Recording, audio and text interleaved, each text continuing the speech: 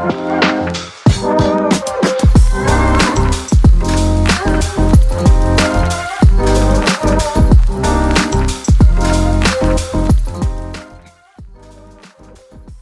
friends. Thank you for tuning in again. Welcome back to Cori's Corner. This is a podcast where I share strategies, tools, and knowledge to overcome life's challenges and experiences. And in today's episode, I want to talk about overcoming challenges that come with the winter season. I find that many people in my surroundings, and I'll include myself, tend to have more difficulty managing their health. And it can be a little bit harder to be physically active, to maintain good mental health. This comes from somebody who used to hate winter. When I say I used to hate winter, I hated winter. And several years ago, I decided that I was done with the negative feelings and thoughts towards winter.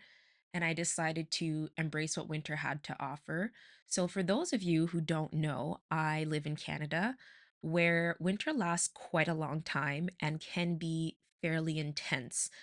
And I find that the cold, the having so many days of the year where the days are so short and we're limited in sunlight, daylight, it can be very, very difficult to cope, particularly mentally.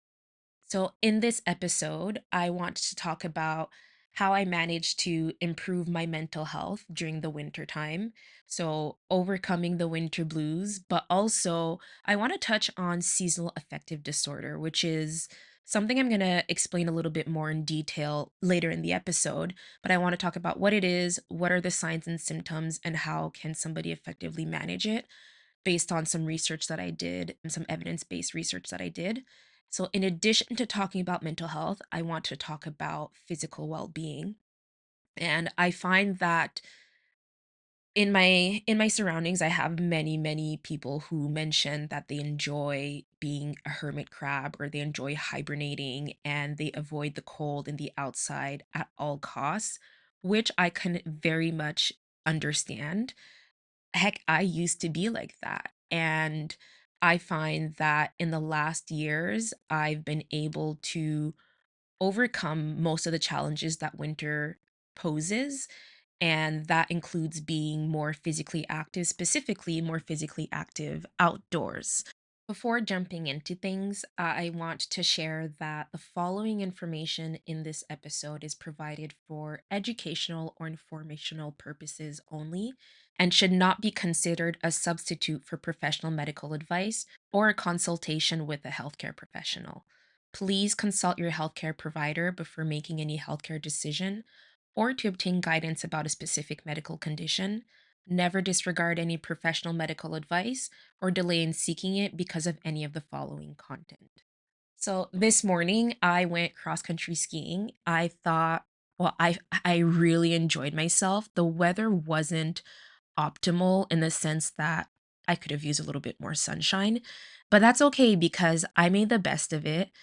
I I really like the growth that I've had in the last 5 to 6 years where I didn't like being outside or doing outdoor activities when it was cold, particularly in the winter time, and now I don't wanna like, I'm close to loving it. I don't fully love okay, no, I like it. I love it. I think I'm in a little bit of denial where I love it. The challenge that I have with me accepting or realizing that I love it is that while I love it, it is still difficult at times to get that motivation to go out when it's really cold, or when I say really cold, where I live, it can get to -30 Celsius. I don't know the Fahrenheit, but and that's with or without the wind chill. So it can be fairly discouraging, which is one of the big challenges with living in a cold climate and the winter season. I will talk a little bit more about later about seasonal affective disorder and winter blues, and the science behind that, or the scientific theories behind that as well. But overall, before I get into the nitty-gritty details of why and how these things happen, I want to share more about my experience where I I've found different ways to kind of trick myself into complying into the future person that I want to be. And what I mean by that is whatever excuse I may come up with or think I may come up with, I try to find a solution to that from like early on. So last night I decided that I wanted to go cross country skiing this morning, and knowing that in the morning I'm a little bit more sluggish and groggy, I laid out all of my clothes, including all of the gear that I would need to be ready for the next morning. That way, this morning it's waking up and pretty much getting ready right away. There is very little thinking required behind it.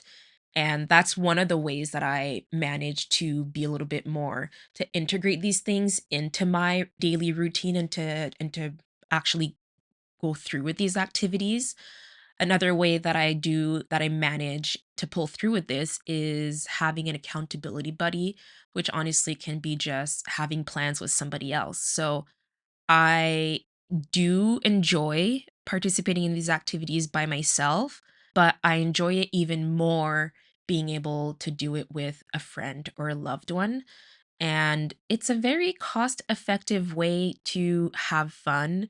It's like a win-win-win-win. It's being you're being physically active. Like, for example, if I go downhill skiing with a friend this weekend, being physically active, having a good time, spending time outdoors, getting ideally some sunlight, and spending time with somebody else. So I just find that the benefits far outweigh the potential challenges that my mind may decide to tell me that is not worth doing as something. And I'm very proud of myself for that. I've become that friend for some friends who is now encouraging them to do more activities outside and saying it's not that bad. And it really isn't. It honestly, it's a lot of it is just it's a lot of mindset. I learned to accept and see things in the way that I can't control the weather, I can't control the climate, but what I can control are my thoughts, is my perspective, and what I do about things. And I find that that is a healthier way of looking at things, and overall it makes things lighter for me, and it's easier for me to get through winter. And I actually look forward to winter time when I used to absolutely hate it. So it's also helped me be more present and in the moment and enjoy the moment. So this weekend it was very, very, very, very cold. And I can really see how this can affects how somebody's mood can be brought down by that. But on the flip side, if you change the way that you think, you can also not be burdened by something that you frankly can't control and cannot change. I mean, yes, to be fair, you could move or you could go on vacation, but are those really the ultimate solution? Probably not. For me, at least, it's not. I enjoy and I love where I live. I find that I make the best of where I now live, or where I live, and more than I ever did in the previous decades that I've lived here. Another thing that I do is I to kind of like push me to do these things is considering how I'm going to feel after an activity rather than how I feel now or what I don't want to do. And this not only applies to going outside, but also even sometimes just doing something that I don't really feel like doing in the moment. And I find that in doing so, I am able to motivate myself more to continue and pursue these decisions that I've engaged in. I consider that, and I also consider my health. As I mentioned in the previous episode, I have several degrees in different disciplines in health, and my brain has been kind of trained to always consider my body and my health and my well-being. And sometimes when I would rather just sit down and do nothing, and I'm like, okay, well, did I move enough today? And I'm like, okay, probably not. Or would I feel better if I went on a walk or if I went to a workout? And then a lot of times I find, or sometimes, quite frankly, I will text a friend and I'm like, I should go to the gym and I don't want to. And then they help me. They're like, oh, go, you'll feel so much better after, or you can do it. Or they'll say, I didn't want to go either this morning, but I went anyways. And I find that that helps stick with the plan. And so I consider the health benefits, and my health is very important to me, and maintaining good health is incredibly important to me as well. Most of the decisions in my life revolve around what is ideally and reasonably optimal for my health. And being physically active is one of those things. And even in the winter time, I still need to be physically active, and I want to enjoy the activities that I can only do in the winter time. And I just find that it shifting my perspective and changing my habits has been incredibly beneficial and has significantly improved my physical and mental well-being. Now I do downhill skiing, I do cross country skiing. Ice skating is something that I started as a child. Snowshoeing is something I picked up as an adult. Hiking and winter hiking is something that I picked up as an adult. Last year, I actually started running in the winter time, and it's honestly, it's the hardest hurdles that are to overcome when it comes to being physically active outdoors are the mental ones. That is how I feel about it, and it's pretty I feel it's pretty accurate where when you're out there, your body is warmed up. If you're dressed properly, it's not that cold. And it's all about mind over matter. And yes, it's a physically demanding, it can be a physically demanding or difficult activity, but ultimately it's your mind is, I find, the biggest opponent when it comes to doing things that you're probably not used to, or that you don't feel like doing, or that are more difficult than other things. And after I'm done skiing, for example, like today, this morning, I think I mentioned it before, I went skiing and I just feel so good. It feels good to move my body. It feels good to be outside, to be outside. I like to like more wooded areas and in the trees. I just find that I don't know, I find more peace. I find it's more grounding and more peaceful. But it this morning I was cross country skiing along the river and I saw dogs, I saw other people, I said hello to other people, and I got to look at some trees. I got to hear the birds chirping this morning and just enjoy the moment for what it was. And I find that that is so rewarding. It's rewarding on a physical level, but also on a mental level. And my sense of mastery and my self-esteem are much higher after I'm done these activities. And I just find it so thrilling and invigorating. For example, maybe not as much cross country skiing. That's more of like a mental thing for me personally, but downhill skiing, it's when you're going down the slope at like 30, 40 kilometers. That's as fast as I allow myself to go. I'm not very great at it yet, but some people go up to like 60 kilometers per hour.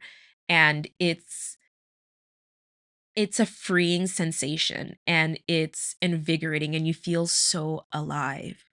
And to be on the mountain and going down the hill, going down a difficult run and going down for a while, it's a feeling that I could not feel prior to engaging in these activities. I don't know. I find it I don't want to say contagious, but addicting, which, everything in moderation is best, but it's knowing that now I can do these things that I didn't do maybe 10 years ago, 6 years ago, or seeing the improvement day after day, week after week, year after year. Some improvements I notice myself just in how I feel about things, how I feel. I'm like, okay, well, I'm less tired after I skied an entire day compared to last year, compared to last month. Another thing that I enjoy about doing these workouts in general is tracking my workouts. I use a fitness watch, a smartwatch, to track my workouts. And well, I've said this before, being the nerd that I am, I really enjoy looking at my like the objective data of my workouts, not just like how I feel, which is something that I take in consideration, of course, but it's nice to see that I ran the same distance faster or than the previous time, or that I was able to run point 0.5 or ski.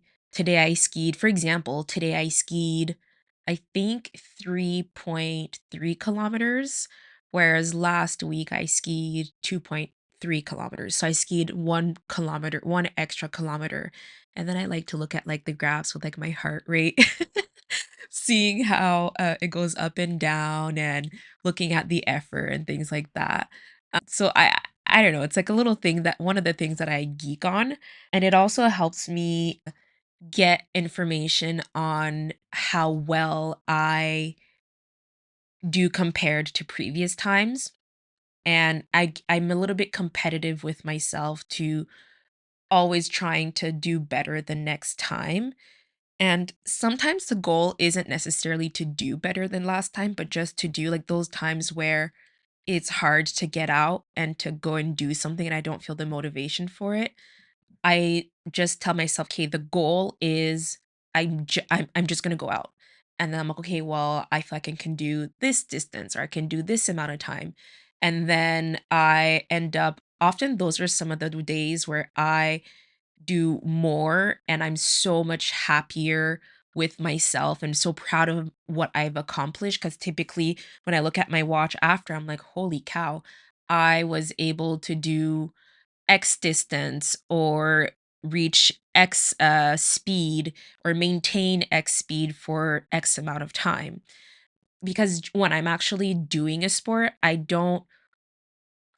try not to think about my performance as much. It's something that I really enjoy doing afterwards. And it's satisfying to see those graphs and to see that I did a good job. It kind of reinforces and it's like that little cherry on the top. And I find that after I overcame all the challenges of being physically active, but also being physically active outdoors, I feel better. I feel happier. I feel more energetic. And a lot of what I feel is something that I actually saw reported in the scientific literature. So, in doing research for this episode, I did some research on seasonal affective disorder and I did some research on the benefits of physical activity on mental health. And I have my personal experience where I see that when I'm skiing or after I'm done skiing or whatever activity I may do, since right now we're in middle January and the main thing that I do outdoors is skiing, and we're talking about winter skiing. So it's it's that sense of wow, I did it. And after the endorphins are running through my body after I'm done with at the end of the day, and I feel so accomplished. And I find that also one of the things that I really, really like about downhill skiing, particularly, is helping me overcome anxious thoughts and feelings. In the moment, I'm kind of forced to focus only on what I can control and what I can do, which is my form. And I get my friend's voice in my head, just focus on doing S's, which basically means just carving. And the only thing that I can control is me on skis and carving. And I find that also when I focus more on that instead of worrying of, "Oh my gosh, I'm gonna fall," or, "Oh my gosh, this is so difficult." First of all, that takes away from the activity, and it takes away from enjoying the activity, but also, I find that I'm able to just do I find that I'm better at carving and that I kind of let my body go on autopilot, and it's a liberating feeling that I thoroughly enjoy, having, and it's one of the things that I enjoy the most about being out on the hill.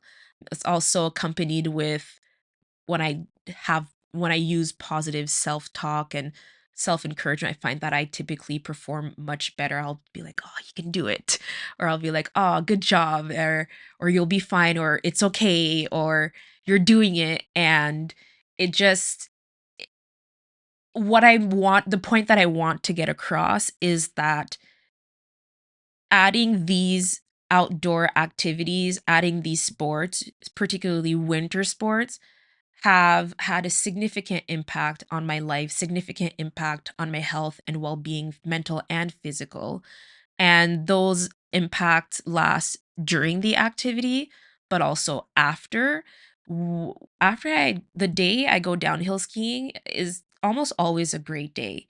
And the next day it carries on over to that. And I just feel so good. And I feel so good physically, but my mood is improved for at least 1 to 2 days. And I also look forward to the next time that I go. But then I'm like, okay, well, that day is done. Now I'm going to enjoy this. And the next time that there's a huge snowstorm, that means that I get to enjoy a better time on the hill again. And it continues like that. And that's kind of how I've been able to get through winter, but also transition into hating winter, into enjoying it, and then ultimately loving it. I'm now in love with most of the sports, pretty much the sports that I do. And I love pushing myself and trying new things and achieving a new level of challenge where before it might have been trying something different, like something new, but now it's okay, let me see if I can go down this run a little bit faster. Or how about I don't fall down on this run? I still fall. I've been skiing for 4 or 5 years now, like, consistently, like, regularly, and I still fall. The last time I went skiing, I think I wiped out at least twice, and when I cross country ski, I also fall. I didn't fall today, though, so that was a major accomplishment, and I did a longer distance, and it was just the fact that I already went outside is such a great thing that I celebrate, but then all those extra things are extra wins that I kinda like to tuck into my back pocket and that kind of help me get through the day, especially when there is less sunlight and when the weather isn't as enjoyable, I guess I could say, like, when it's overcast and it's really, really cold, at least I feel good within myself, I feel better within myself, and I know that I'm doing something that's good for my health instead of being sedentary and isolating myself at home. I'm enjoying what my city, what my town, what my environment has to offer to me, and it creates great memories, much better than just sitting on the couch, and I really hope that my me sharing my experience of going from hating winter to loving it, I hope that that can help one other person to shift their perspective on how they see things and also to try something different. And it's honestly about dressing properly and shifting your mindset and then just going for it. I find that these things are so rewarding and so worthwhile doing that I don't see many reasons not to do these things. And so winter blues do still affect me a little bit, but it's not as difficult to get through the winter as it was before, and I hope that that can change for other people as well, especially people that I care about. So I'm always preaching about getting out there and enjoying the outdoors, and it's not that bad. Just try it. Honestly, try it and you will reap the rewards from what you sow. So that's a little bit about my experience, personal experience about how I overcame the challenges that winter poses. Something else that I wanted to talk about is, so this is my personal experience. This is my personal view on things. And what I really enjoyed in preparing for this episode was seeing that a lot of what I experienced was demonstrated in the literature. And by the literature, I mean scientific literature, by research articles or review articles, where, for example, I always knew that physical activity played an important role in improving health, particularly physical health, but also mental health. And I was like, okay, is there really any evidence that is out there to support that? And there is. And then I'm like, well, what is this thing that is called SAD, seasonal affective disorder? Is this like a real issue that affects other people that affects other people? And what I came to learn is that as the seasons transition from fall to winter, the days get shorter. We have less daylight or sunlight, and more people tend to report having less energy, feeling more fatigue. They may observe changes in their mood and in their appetite or weight. And if this happens every year and it impacts your life, like, significantly, but it also improves with when certain seasons, like, change, it's important that you consult your healthcare professionals and let them know of these changes and the impact that it's having on your health and your well-being, because that could be a sign of seasonal affective disorder. Seasonal affective disorder is a type of depression that occurs where symptoms last about 4 to 5 months out of the year. And for those who don't know, depression, that includes feelings of persistently feeling sad, anxious, or empty mood most of the day, nearly every day for at least 2 weeks.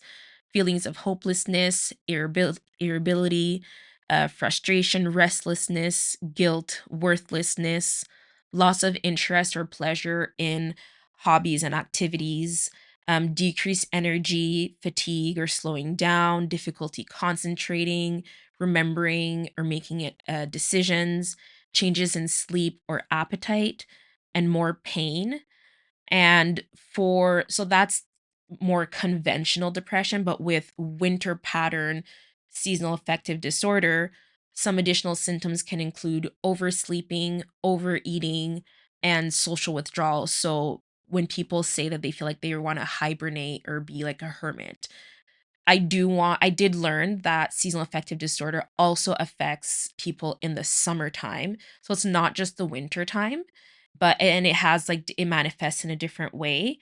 But the main thing that I understood that leads to this is the changes in daylight hours, where it affects the it affects levels of hormones and proteins in your body that subsequently affect your mood. And seasonal affective disorder affects 2 to 3% of Canadians, whereas winter blues, which is explained to be a milder form of seasonal affective disorder, affects more people, approximately 15% of Canadians. These numbers are similar in the United Kingdom, where about 2% are reported to be affected by seasonal affective disorder and about 20% are reported to be affected by the winter blues. For example, those people living in the United Kingdom and in Canada tend to be more affected than those living in southern United States. Likewise, those living in Alaska, which is a northern state, are far more affected by seasonal affective disorder and are at a far higher risk of developing seasonal affective disorder than somebody living in Florida, for example. And being the nerd that I am, I was really interested in understanding, okay, There's a change in daylight, there's a change in season. Is it the cold? Is it people hiding indoors more? Like, what causes this?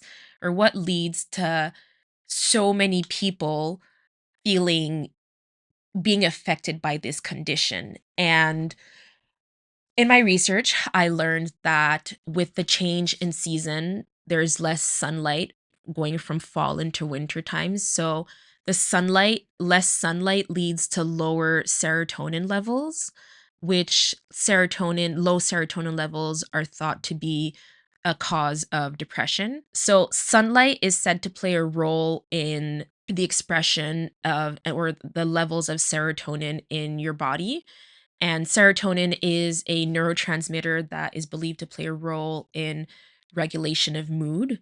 So with the summertime when there's more from this hypothesis where there's more sunlight, people spend more time outdoors, they have their serotonin levels are naturally higher in their body. Whereas in the winter time, less sunlight, shorter days, spending more time indoors, that leads to lower serotonin levels. Another thing that plays a role in seasonal affective disorder is melatonin, which some people might know as being related to sleep, and that it's the same melatonin. High levels of melatonin are linked with sleepiness, and the melatonin levels increase when there's more darkness. And it's been found that people with seasonal affective disorder have higher levels of melatonin, and those higher levels of melatonin and lower levels of serotonin both seem to be associated with seasonal affective disorder. It's not very clear how or like the actual mechanism, but that association is there. Like more time spending in darkness increases the production of melatonin, leading to people feeling more sleepy and lethargic. So it's not so much that um the winter, like the change in the season, it's like you're depressed. It's more so there's changes happening in your body that affect how you feel and can increase the likelihood of you developing this disorder. Importantly, low levels of serotonin and high levels of melatonin are known to affect the circadian rhythm, which is the body's internal clock. The circadian rhythm is synced to light dark cycles that occur daily and that differ from season to season. And the National Institute of Mental Health explains that serotonin and melatonin play a role in helping regulate the circadian rhythm. So, and that with people who have seasonal affective disorder, their circadian rhythm doesn't seem to respond well to the seasonal changes of the light and dark cycles. And it's more difficult for their body to adjust to those changes in those cycles. And that manifests in changes in mood, changes in behavior, and changes in sleep. Vitamin D is also thought to play a role in the production of serotonin, and vitamin D deficiency and insufficiency are linked to clinically significant symptoms of depression, and also playing a role, if I'm not mistaken, seasonal affective disorder, sorry. Many people who have seasonal affective disorder have a vitamin D deficiency as well, and addressing that could potentially alleviate symptoms. One of the articles that I read did emphasize that while there is an association with serotonin, melatonin, their circadian rhythm, and vitamin D levels with seasonal affective disorder, that doesn't mean that it causes seasonal affective disorder, as it hasn't been yet confirmed by scientific studies, but there having that association is still important to note. Understanding that association with the disorder is helpful in figuring and addressing the symptoms and managing it. For example, addressing low levels of serotonin can be done with antidepressants, so medication, to elevate the levels of serotonin in the brain and therefore help the mood and elevate the mood. Low mood, low serotonin. To address that, we want to increase serotonin levels with antidepressants. With seasonal affective disorder, one cool way to treat it that I learned about which I was actually pleasantly surprised to find out that I kind of knew about it beforehand. I just didn't really understand the importance of it or the link, but it's light therapy. So I have a happy lamp, and with conventional light therapy, a very bright light box, which is approximately 10, about at least 10,000 lux, which is the measurement of intensity of light, and is that light box is about 20 times brighter than a regular indoor light. Using that every day for 30 to 45 minutes, first thing in the morning, has been shown to help reduce symptoms of seasonal affective disorder, which I think is pretty cool. And it also ties in with the lack of sunlight and lower levels and less daylight. So I think it's interesting to see how all of these things are linked. At least to me it is.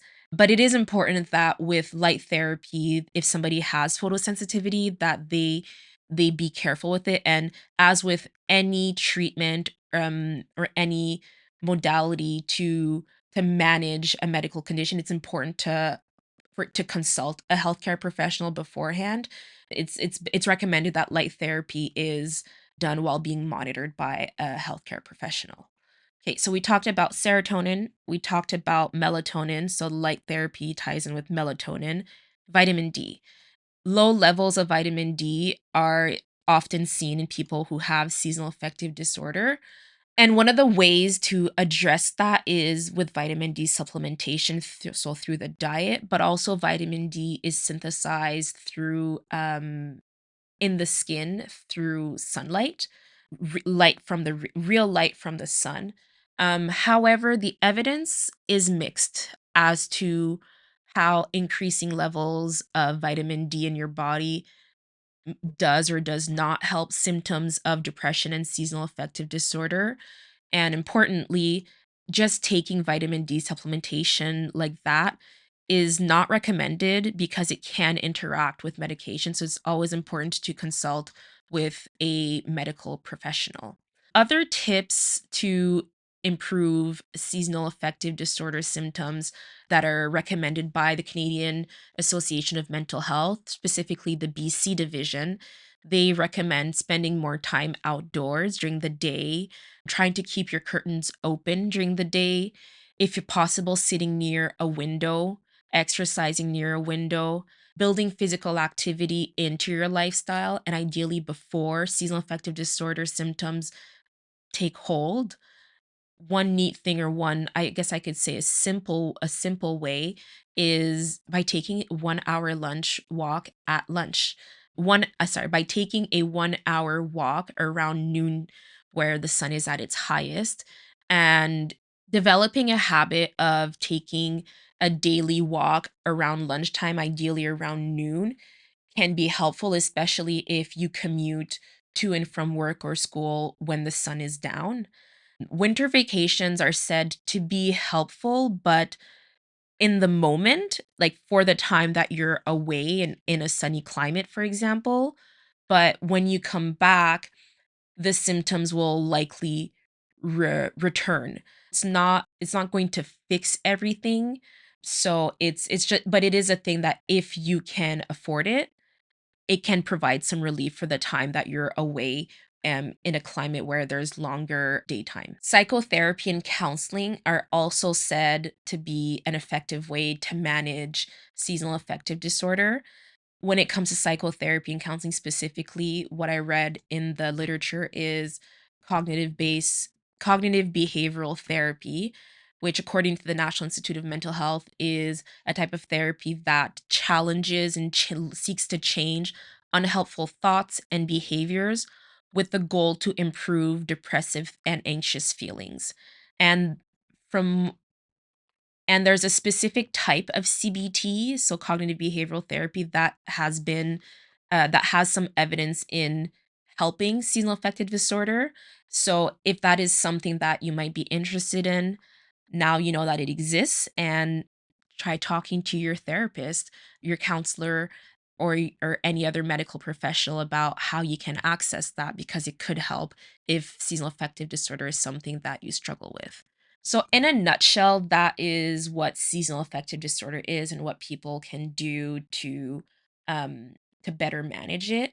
I do want to emphasize that the benefits of being physically active aren't just for people who have a medical, like a clinical diagnosis. It's helpful for everybody, even if somebody who has the winter blues, but it's overall very helpful for mental health.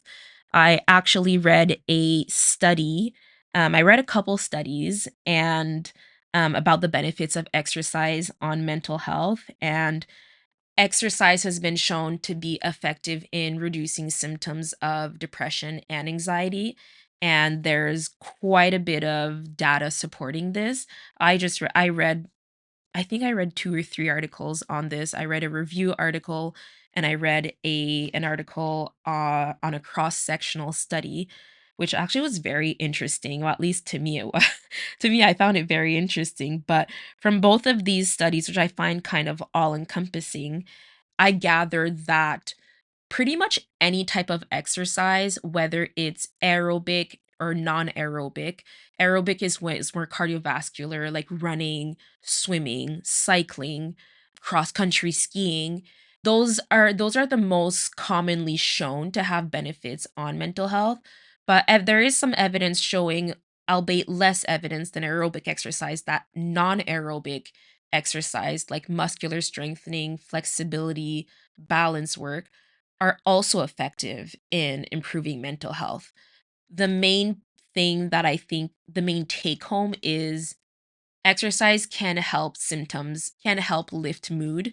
This is applicable for reducing anxiety symptoms, reducing symptoms of depression, as well as post traumatic stress disorder.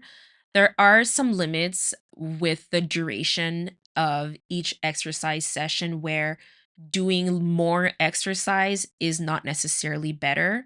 One article referred to doing 20 to 40-minute aerobic exercise to get some benefits. I listened to a TED talk from Wendy Suzuki, who is a neuroscientist, and she recommended about 30 minutes of exercise a day. Cross-sectional study recommended 30 to 60 minutes of exercise 3 to 5 times a week. And overall, what the evidence shows is that completing a certain amount of exercise, which let's just say between 20 to 60 minutes, has been shown to improve mental health. And what I think is interesting with the cross sectional study, which basically what it means is that it took data from that was already collected for something else and they analyzed this data. It had a sample of over a million participants, over a million individuals. They provided information on their demographics, on their physical health, on their mental health, and other related health related behaviors. And they also reported whether they had a previous diagnosis of depression or not. And this study sought to investigate the association between exercise and mental health and comparing mental health burden as it was self-reported between those who reported exercising and those who reported not exercising. And looking at the individuals who exercised, they reported less mental health burden than those who did not exercise. And then when they further analyzed the the sample, they saw that people who self-reported a previous diagnosis of depression also had that improvement with those who exercise and didn't exercise. But I thought was nice is that those who had a clinical diagnosis had even more improvement in the mental health burden than people who did not have exercise. So overall, exercise is just good for you, is what I'm trying to say. And if you can add some physical activity into your routine and your lifestyle, I think it's something that could be very beneficial. It's something that I find very beneficial for myself, and the data is there to support that. There's many health benefits to that, to the point that exercise is is said to be a good adjunct to psychotherapy. So earlier I mentioned that psychotherapy can help with seasonal affective disorder. For example, adding exercise into the mix can help improve the benefits that you get from psychotherapy. And those benefits are shown, have been observed and shown across all ages with children, with elderly people, and with adults. There's various hypotheses that try attempt to explain why exercise improves mental health, and I was interested in that, so I'm going to get into a little bit of that. If that doesn't interest you, you can skip on to the next section. But exercise, I feel like when we talk about exercise, I've heard endorphins a lot, and what endorphins are proteins in your body, and they help decrease pain, and they help also decrease stress. And these endorphin levels are typically have been shown to be higher right after an individual exercise session. And that links well with that euphoric sensation that people feel after completing an exercise session, which runners will refer to as the runner's high. So that is one way that it can help people feel better.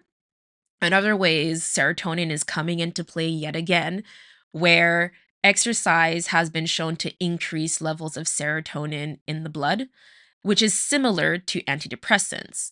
And higher levels of serotonin are correlated with reduced symptoms of depression. Exercise does have those physiological benefits. And I'm just talking about a few of the hypotheses. There are several more that were a little bit complex for me to understand. So if you're interested in learning more about it, the article will be referred there. I will have a list of references in the description for this episode. So that's as much detail I'm gonna go into with like the changes in the body that exercise triggers and how it impacts mental health. As it exercise itself is hypothesized to be a type of distraction from what's going on in your head. The article that I read referred to as a mental timeout, where it's time away and a distraction from what you're worrying about or whatever negative thoughts that you might have. And that can just provide some immediate relief and maybe last a little bit after the exercise session. Something that I was very happy to read about because I experienced it.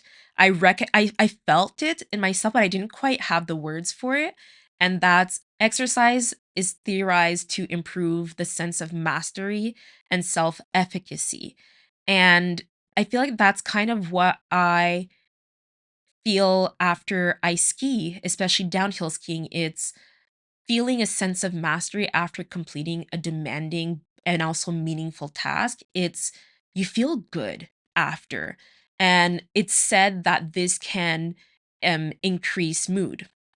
And self-efficacy is how a person believes in their ability to be able to do something well.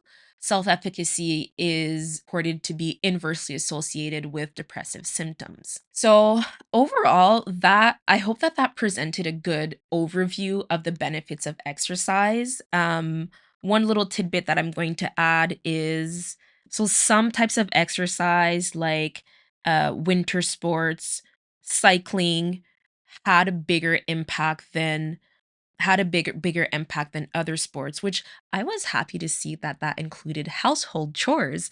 So really, it's move your body as much as you can, however you can, and staying within the what the recommendations are, which the recommendations made in these articles relating exercise and mental health are very similar to what we hear in general, which is 30 minutes a day or 30 minutes 3 to 5 times a week. That's something that I've heard before and is nothing novel. Not to minimize that the importance of this, but just to say that it is a solution. It is a way of a lifestyle that I feel is shown repeatedly and in different situations to have benefits on people's health. in this situation, it's for mental health. And something else that's very interesting with the cross-sectional study is that the associations that they found between the different types of exercise and the mental health burden, which is the variable used to measure mental health changes in this study, they were found across all ages, all demographics, and all sources of income. So some people might say, "Oh, well, people who have higher income will have less mental health burden, or they feel even more effects or more improvement from exercise." But what the analyses showed is that the improvement on mental health burden was seen it was not statistically different from somebody who has a high socioeconomic level compared to somebody who has a low socioeconomic level. So it goes beyond that, which I think is just amazing. And with the nature of this cross-sectional study, it is really important to understand that there are limits to how we interpret and apply the the data that is public that is provided by this study, where causality cannot be established with a cross-sectional study of this nature. So rather it's the associations. So overall the evidence doesn't directly show that doing the exercise is directly causing the improvement in mental health, rather that there is a clinically no, not a clinic, a statistically significant association. So overall, this is what I have for you guys for this episode. I have learned about how to overcome challenges in the wintertime. I have learned how to be present in the moment, how to enjoy what winter has to offer, and to benefit from what it has to offer, because there are certain things that can be done in winter that cannot be done in other seasons. And it just seeing the improvement in my well-being personally, but also reading on it and understanding that yes, there's a clinical diagnosis for what people call winter blues, and it affects a lot of people, but there are ways to overcome that, and just b- highlighting even more the importance of exercise and focusing on what you can control and can change rather than what you can't change. It's I just hope that my testimony of how I went from hating winter to now loving it will inspire and motivate somebody else to try something new and to go outdoors and to do something, and and to start enjoying winter. I think it's worth it, and I hope that other people can share that appreciation that I feel for this season. Thank you very much for listening to this episode.